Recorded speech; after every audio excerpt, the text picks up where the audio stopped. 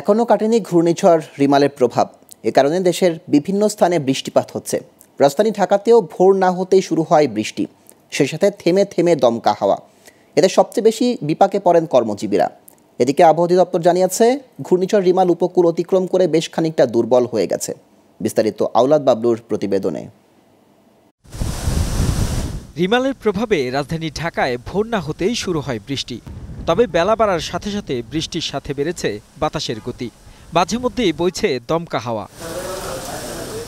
একদিকে বৃষ্টি ও প্রায় ৬০ কিলোমিটার গতিতে তীব্র বাতাস, অন্যদিকে অফিসে যাওয়ার তাড়া। তাই সব বৈরী আবহাওয়া ঠেলেই অফিসমুখ মানুষ পড়েন সবচেয়ে বেশি বিপাকে। অনেক কষ্ট হইতেছে, কিন্তু কষ্ট না উপায় নাই তো। তারপরে বাড়িতে সংসার আছে, আসলে অনেক বেগ পেতে হয়েছে। একটা ছাতি অলরেডি ভাঙাছে, এই ছাতিটা নিয়ে এসেছি, কতটুকু লাস্টিং করে এটা বড় কথা। বৃষ্টির প্রভাবে নগরের তাপমাত্রা নেমেছে ২৬ ডিগ্রি সেলসিয়াসের নিচে, ফলে অনেকে প্রকাশ করেছেন স্বস্তি। স্বস্তিটা খুব হিসেবে ভালো, গন্ধম অফিসে জাতি হিসেবে কষ্টকর, গন্ধম এমনি স্বস্তি হিসেবে ভালো। ঘূর্ণিঝড় রিমাল সর্বোচ্চ ১১১ কিলোমিটার বেগে উপকূলে আঘাত হেনেছে বলে জানিয়েছে আবহাওয়া অধিদপ্তর। ইতিমধ্যে সব তাণ্ডব চালিয়ে হয়ে গেছে দুর্বল। এটা আরো উত্তর দিকে সরে গিয়ে এখন হয়তো আপনার ফরিদপুর এবং সারাউন্ডিং এলাকা অবস্থান করছে, এবং এটা এখনো বৃষ্টি হচ্ছে।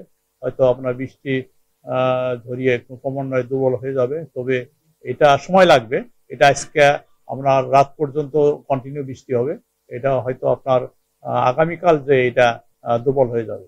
এছাড়া সোমবার সকাল ৬টার আগের ২৪ ঘন্টায় দেশের সর্বোচ্চ বৃষ্টিপাত রেকর্ড করা হয়েছে ১২৫ মিলিমিটার।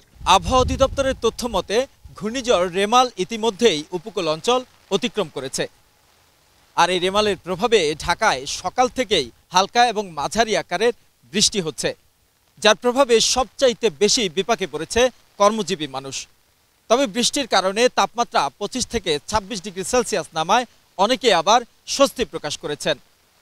আওলাদ বাবলু, গ্লোবাল টেলিভিশন, ঢাকা।